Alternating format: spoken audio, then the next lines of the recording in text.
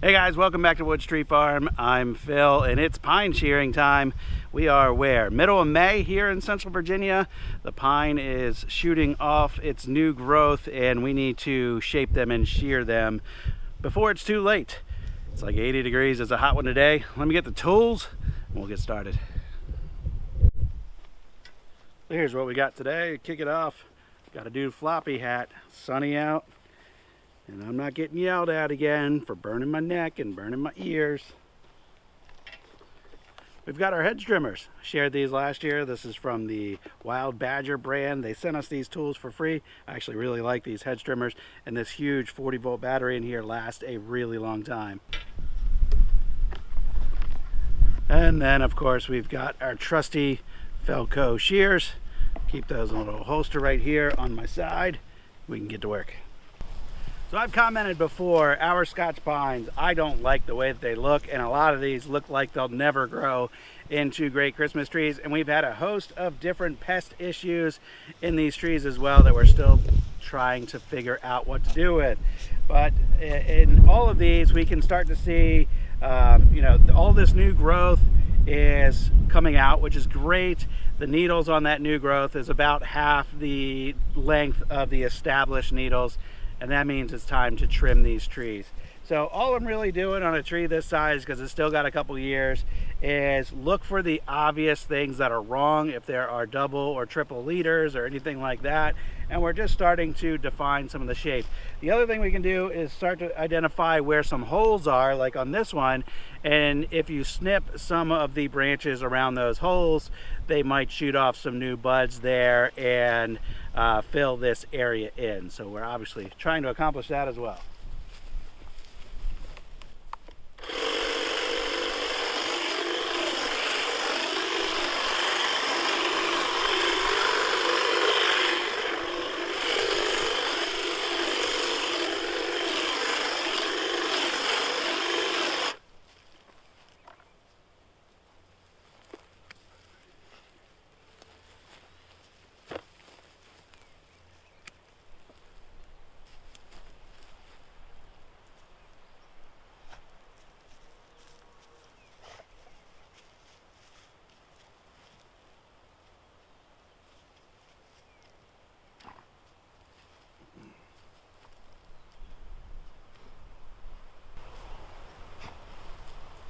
Now something got in this top last year and completely killed it off.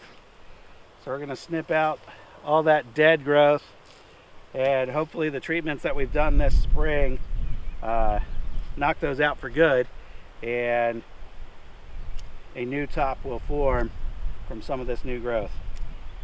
We're going to let this guy hopefully become the leader, and we're going to snip out some of these other things that are around it.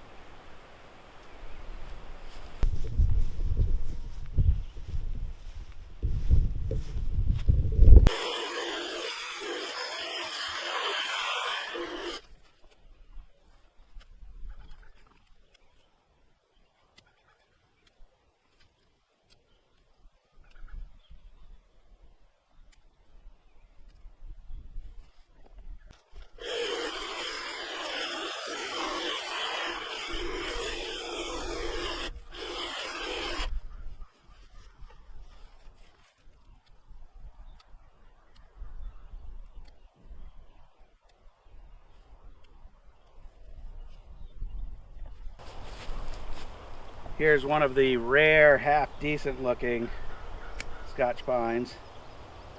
Got a couple dead tips in here. I'm just going to cut those out. We're going to go a little gentler on this one.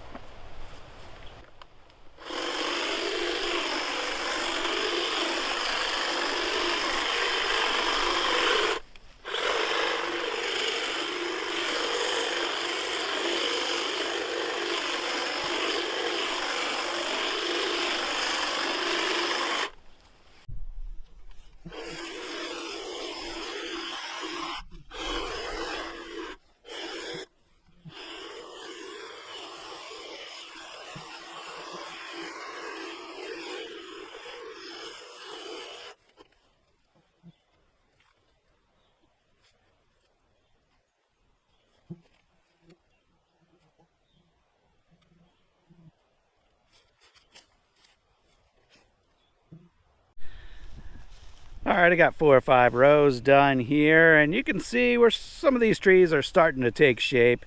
There are some that are just probably going to get culled. Might as well just do it now. Do it sooner than later. Here's one example.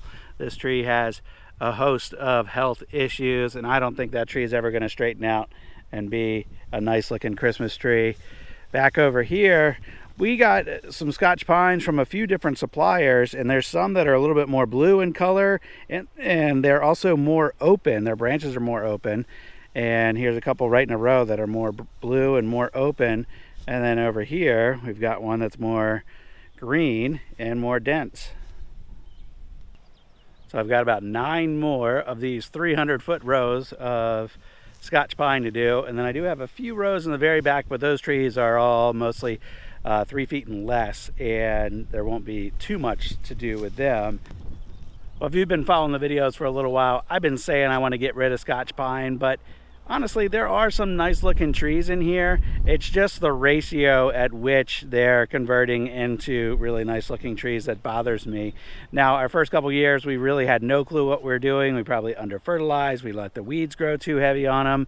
And there's kind of a combination of things. We didn't treat for the pests that were invading them. But all of those things together, we probably have less than 50% of the trees in here, I think, will grow into something nice enough that'll be somebody's Christmas tree, and the rest are just will go to waste. So I don't know that that's a great ratio, and I also don't know how much will improve upon that ratio over time, but I would rather find some other trees that are easier to grow into nice looking trees. We've had really great luck with cypress. Our Norway spruce look really good. The Canaan firs that are surviving, there aren't many, but the ones that are surviving look really good. So, you know, that's kind of the direction we're heading in, is the direction of trying to figure out which species of trees do best on this property, and you know, focusing our planting efforts in the future on those trees.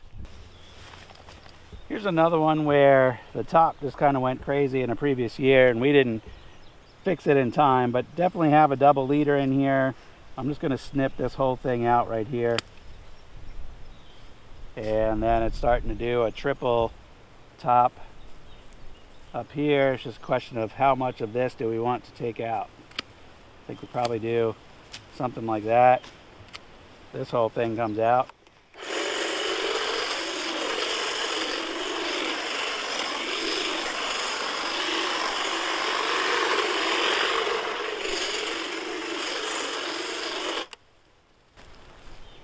Might have been a little too aggressive with that one, but we'll see what happens.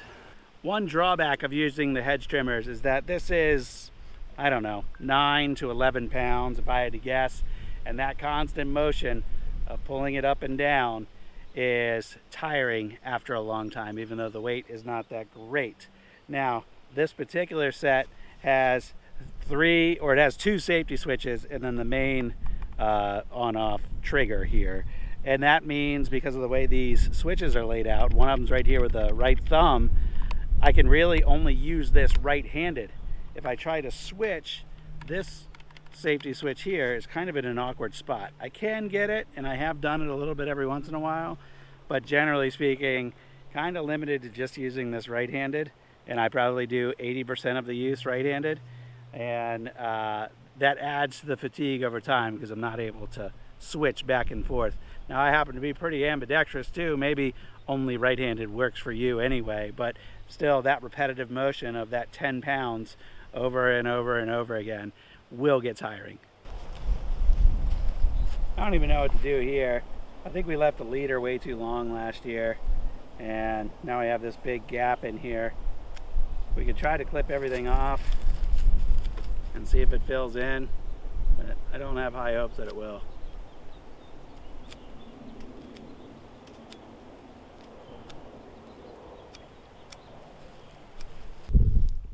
I've got all the Scotch pines done now. It was about 2 hours worth of work, and it only took one charge of that battery on the Wild Badger hedge trimmers.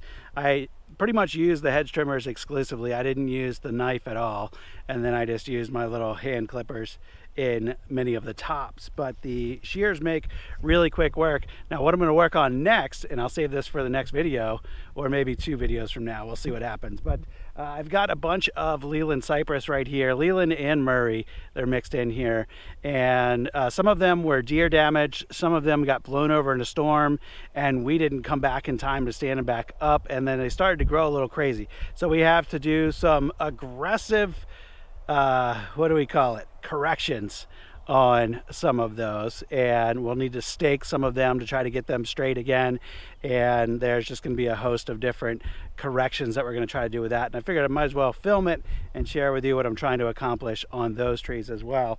And then our next shearing is not going to happen for probably a month or 2. It'll be the spruces next, and then the cypress can kind of happen anytime, but the spruces and the firs will be what happened next in about a month to maybe 6 weeks from now. They're all shooting out their new growth right now, and as soon as that hardens off, then we'll get around to cleaning up some of those. So if you got questions about the farm, about shearing, about farming Christmas trees, any of that kind of stuff, leave it in the comments. Hope you have a good one, guys. I'll see you in the next video. Bye-bye.